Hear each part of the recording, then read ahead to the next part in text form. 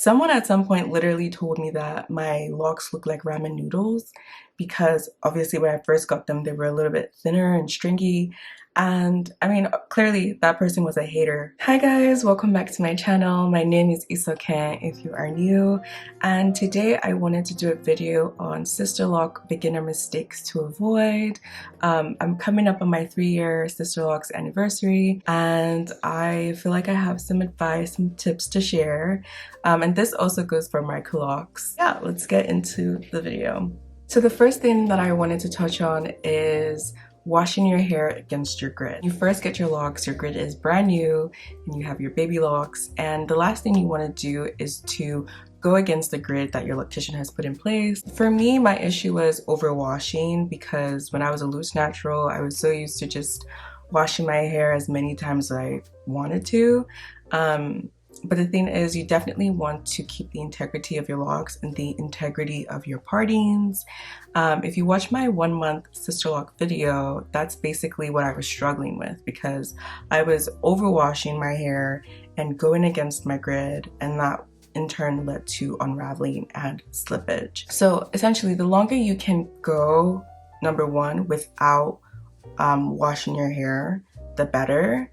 But also, as someone who has sensitive scalp, that really wasn't what I wanted to do. But recently I have been using dry shampoo to sort of stretch out my wash days, and that's been really helpful. So it might be something to consider. The second thing that I wanted to talk about goes off of my first point, is not braiding and banding. So when you first get your locks, I don't care what anybody says, you should 100% be braiding and banding. I think because it's kind of like an extra step, it might seem tedious to do in the beginning, but it's so crucial so that you can get that cylindrical look to your locks.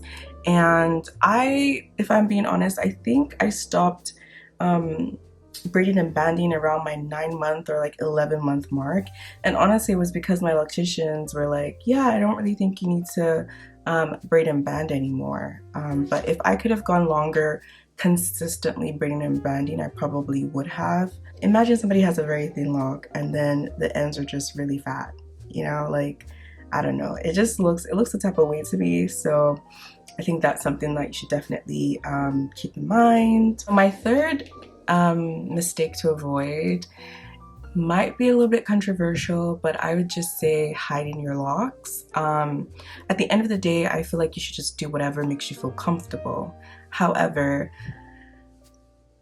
I feel like part of the process when you first get your locks is to get confident in your hair as it is, and to also wear your hair as it is. Now, whilst you can wear wigs over your hair and braids over your locks, I think that, and also I've been told by locticians that when you do that, that can sometimes disturb the locking process and the integrity of your locks, and also cause tension on your scalp. So whilst it's something that you can do, if it's something that you're doing very often or like frequently, I would say maybe scale back a little bit, because I don't know, I just feel like part of the process is definitely getting comfortable in your locks. It's going through the process.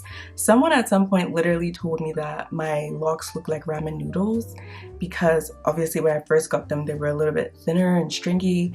And I mean, clearly that person was a hater, but when I look back, I kind of missed that period when I first got my locks because they weren't as thick. So they were a lot easier to manage.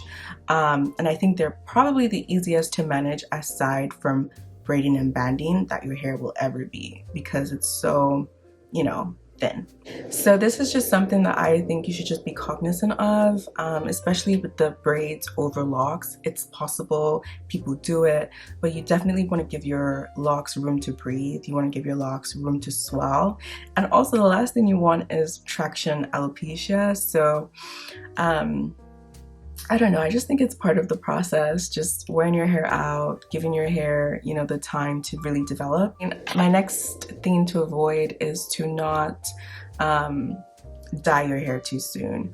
Now, I have not dyed my hair, but anybody and everybody will tell you that dyeing your hair too soon can cause some issues. I think it's honestly best to dye your hair before you get locks, if that's something you want to do, especially because if you're bleaching your hair, that means that you are, you know, your hair is going to be like weaker.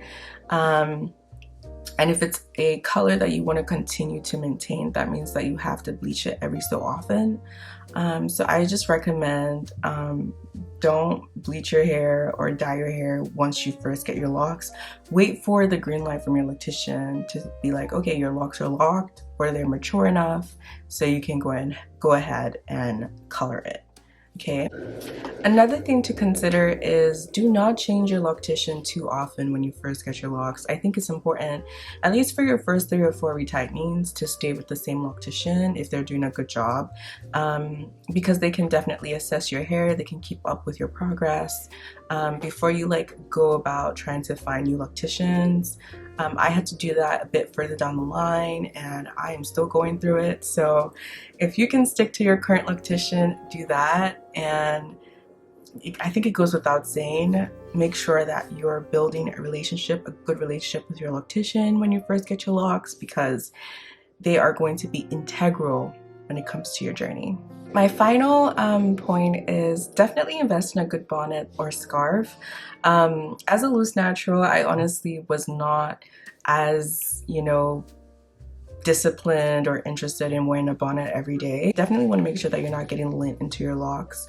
You could do like, I guess, like detoxes, lock detoxes to help loosen out lint, but for the most part, once the lint is in your hair, it's gonna be in your hair. So whatever you can do to prevent it, please do that. Maybe invest in like a satin pillowcase.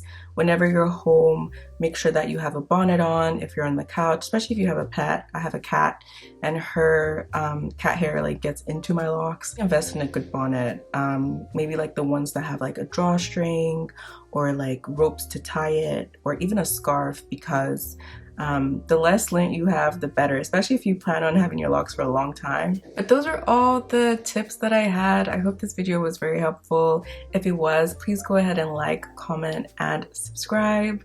I'd really appreciate it. And if you have Sisterlocks or Microlocs and you want to share things that you would not do again if you were getting your locks, please do them in the comment section below. And I will see you all in my next video. Bye.